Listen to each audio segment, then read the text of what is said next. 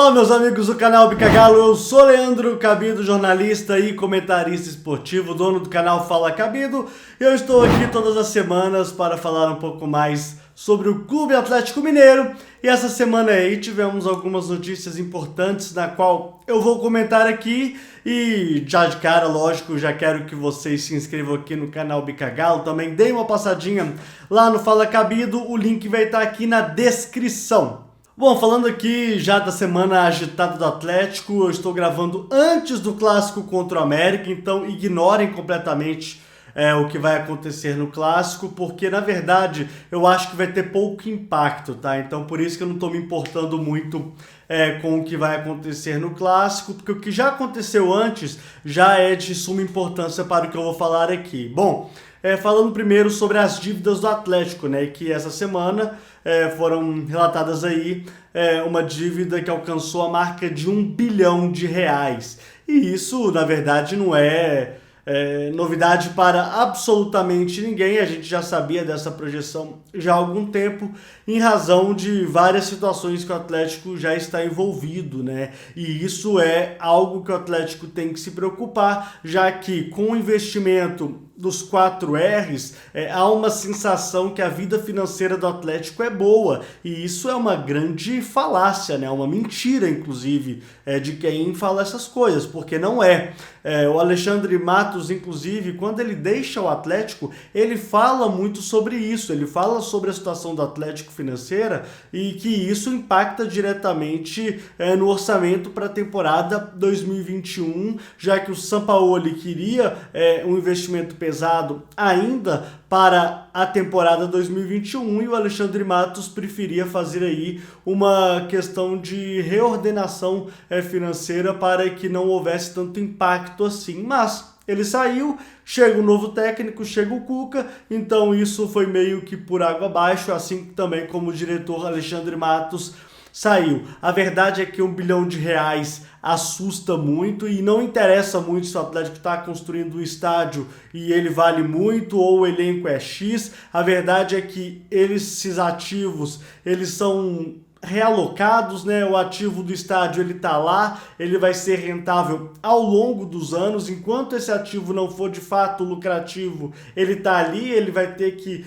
ser readequado aí no meio desse montante. O elenco do Atlético ele é valioso, mas ele é valioso em alguns aspectos. É um elenco também que alguns valores são já um pouco mais velhos, então eu não sei também até que ponto esse elenco é valioso, mas enfim, é uma situação muito importante essa da dívida que o Atlético tem que resolvê-la da maneira mais rápida possível, e a gente sabe que existem alguns estudos dentro do próprio Atlético para poder sanar essas dívidas, né? Existem aí algumas situações importantes sendo avaliadas não só também pelo clube, mas também por algumas entidades financeiras, então a gente vai ter que aguardar aí para ver quais são os próximos passos em relação ao poder financeiro do Atlético, né? A situação financeira do Atlético. Bom, agora falando um pouco sobre o que a gente está vendo dentro de campo, tá? Essa derrota para a Caldense por 2-1 deu uma assustada na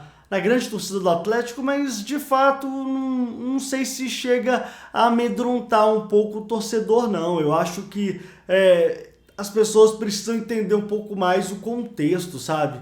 E esse jogo ficou um pouco marcado pelo Cuca ter colocado o Igor Rabelo como referência, né? Até ele citou isso nas suas palavras após a partida, que ele precisava de uma referência no ataque. Gente, o Cuca ele faz isso, tá? A gente já sabia disso. Eu vou ter que lembrar aqui 2013 para todo mundo. Quem é que fez o gol da Libertadores? Quem é que colocou o Atlético na prorrogação da Libertadores contra o Olímpia? Foi o Leonardo Silva, né? Pois é, isso já aconteceu. Então, o que a gente tem que lembrar aqui sempre é que o Cuca, gente, ele faz isso. É uma característica dele. E contrata ele, a gente já tem que estar acostumado com essas coisas. Ele é um treinador que tem um poder tático que, na minha avaliação, ele não é nem um supra-sumo tático, mas também ele não deixa a desejar muito ao que a gente vê no Brasil. Ele é um técnico de bom para ótimo no contexto tático, no quesito de colocar o seu jogador com uma moral um pouco mais alta dentro de campo. Também ele consegue fazer isso com um pouco mais de propriedade. Então ele é um técnico que vai fazer algumas coisas que a torcida vai questionar, que a torcida não vai questionar, mas ainda é um momento em que o torcedor tem que ter calma. Por quê? Porque o Campeonato Mineiro não vale absolutamente nada para o Atlético. O que o Atlético tem que ficar preocupado é daqui 20, 25 dias, quando o Atlético estreia de fato no Campeonato Mineiro.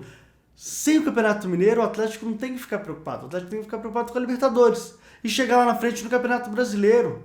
E quando estrear na Copa do Brasil também. Fora isso, gente, honestamente, esquece. O Campeonato Mineiro vai classificar, já está líder, tranquilo, está sossegado. Então, até mesmo essa avaliação do que foi esse jogo contra a Caldense tem que ficar até um pouquinho mais tranquilo, porque o gramado estava horroroso. A Caldense é um time que já venceu todo mundo da capital, inclusive, venceu o Cruzeiro, venceu o América. Não que tenha aí uma base de comparação, mas é um time que tem sim um contexto de vencer times da capital, então tem que ficar mais calmo. Não tem que elevar isso ao nível que não precisa, né? E eu vi isso muito, eu vi muita gente reclamando muito na rede social das reclamações, né, que é o Twitter. Aliás, se você quiser me seguir lá, é @LeandroCabito, tá? Se você quiser me ver falando sobre futebol e também outras coisas, porque eu também não só falo de futebol, eu falo de outras coisas também. Eu não só entendo de futebol, como entendo de algumas outras coisas também. É só seguir lá, @LeandroCabito também no Instagram, @LeandroCabito. Vamos voltar a falar sobre o que eu estava falando. Então, é isso que me chama um pouco a atenção em relação ao Atlético. É um time que às vezes a gente vê alguns torcedores reclamando, gente, falando que tá preocupado. Gente, calma. Calma. De novo, calma. Né? Aquele velho jargão que a gente gosta de falar. Torcedores, calma. Não precisa disso. A torcida do Atlético não precisa de pressa neste momento. Quem precisa de pressa é Cruzeiro, é o próprio América, são os adversários como o Internacional, que está com um novo técnico, né? Assim como o Atlético também, mas o Internacional ele está num contexto um pouquinho diferente, na minha opinião, já que o modelo de jogo do Atlético está um pouco mais preparado. Então, calma, não precisa afobar. Tem que ter um pouquinho dessa palavrinha mágica para poder aí desenvolver um trabalho mais à altura, para desenvolver um trabalho que, né, faça um resultado mais positivo ao término da temporada. E como eu já falei, o que importa é o fim do ano, o que importa é o título no fim do ano. E até lá tem que esperar, e até lá tem que ter calma, então não adianta.